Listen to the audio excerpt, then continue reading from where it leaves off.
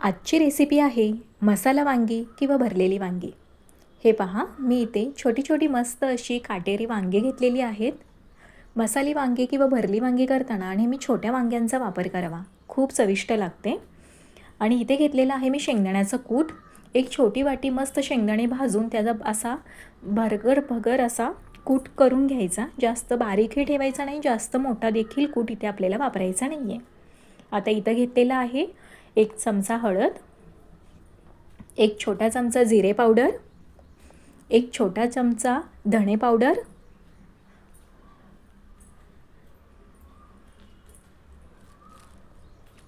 आता इथं घेतलेला आहे मी कांदा लसूण मसाला.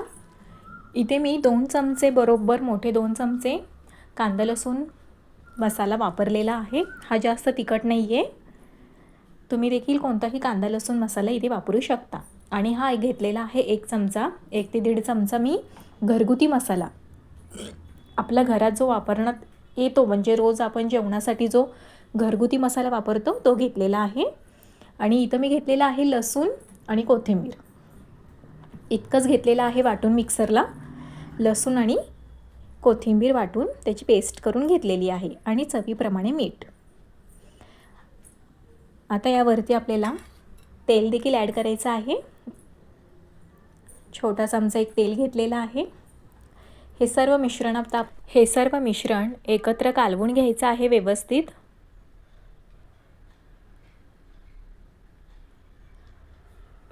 छान मिक्स करून घेतलं की त्या वांग्यांमध्ये आपल्याला हे भरून घ्यायचं आहे.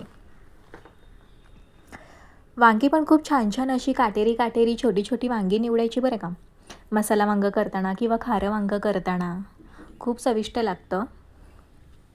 जर तुम्ही कुठे प्रवासात जात असाल आणि तुम्हाला जर ही वांगी करून घ्यायची असेल तर शिजवताना या वांग्यांमध्ये पाणी ॲड करायचं नाही. फक्त तेलावरती आणि वाफेवरती ही वांगी शिजवून डब्यात घ्यायची की मस्त मग चपातीसोबत किंवा बाजरीची भाकरी करून घ्यायच्या. एकदम चविष्ट लागतात. पूर्वी काय व्हायचं, देवाला जायचो आपण. वर्षातून एकदा ट्रिप निघायची की सगळीकडे लोक देवाला जायचे, म्हणजे उन्हाळ्याच्या सुट्टीत. तेव्हा आम्ही ही अशी खारी वांगी, मिरचू, बाजरीच्या भाकरी, आळूच्या वड्या, लाटी वड्या अशा अनेक प्रकार आमच्या काकी, आमच्या मम्मी, आजी असं सगळं काही करून घ्यायच्या. ती एक आठवण सांगितली मी तुम्हाला. आता हे पहा, मस्त असे ही वांगी आपण भरून घ्यायची आहे छान छान. आणि आता वांगी भरून झाली की लगेच ही वांगी शिजायला टाकूया आणि फोडणी करून घेऊया. एकीकडे आता कढई तापत ठेवलेली आहे. आणि ही पहा, हे सर्व वांगी आता भरून देखील होतील. तेल फक्त गरम करायचं, जिरे आणि फक्त हिंगाची त्यावरती फोडणी करायची आता आपल्याला. हे पहा, कढईत तेल मस्त गरम झालेलं आहे. यामध्ये 1 छोटा चमचा जिरे छान असे तडतडले की मग यामध्ये घेतलेला 1 छोटा चमचा हिंग घेतलेला आहे.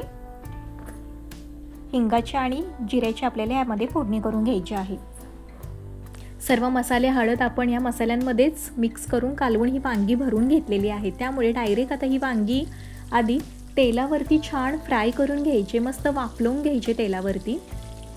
आणि मग थोडंसं गरम पाणी, म्हणजे 1 कप गरम पाणी यामध्ये वापरून वांगी आपल्याला शिजवून घ्यायची आहेत.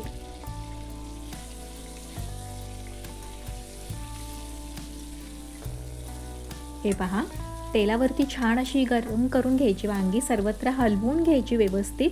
म्हणजे काय होते, वांगी पटकन शिजली जातात, जास्त वेळ लागत नाही. आणि 5 ते 7 मिनटं तरी वाफेवर ह्या तेलावरती वांगी तशीच ठेवून द्यायची. थोडासा पाण्याचा शिपकारा द्यायचा,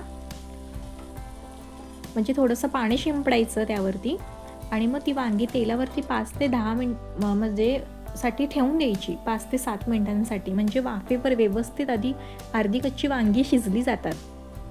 आणि मग त्यामध्ये नंतर आपल्याला थोडंसं गरम पाणी ॲड करायचं आहे. हे पहा,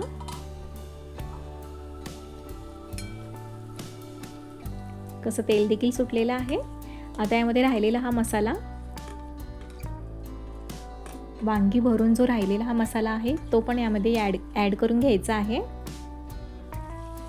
आणि गरम पाणी खूप थोडं, एक छोटं कप, चहाचा कप असतो की नाही छोटा, किंवा एक छोटी वाटी, तितकंच आपल्याला इथं गरम पाणी ॲड करायचं आहे. आणि मंद गॅसवर ही वांगी आता आपल्याला शिजवून घ्यायची आहेत.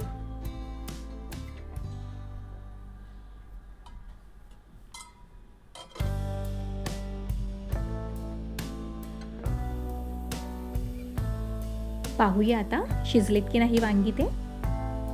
वा वा वा वा, एकदम मस्त. कलर तर पाहिलात वांग्यांना किती छान आलेला आहे आणि तेल देखील मस्त सुटलेलं आहे.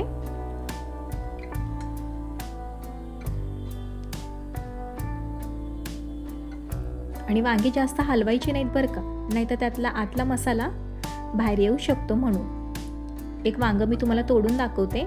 हे बघा किती छान आणि व्यवस्थित शिजले की नाही. त्यामुळे आधी वाफेवर शिजवून घेतली ना की वांगी शिजायला मदत होते.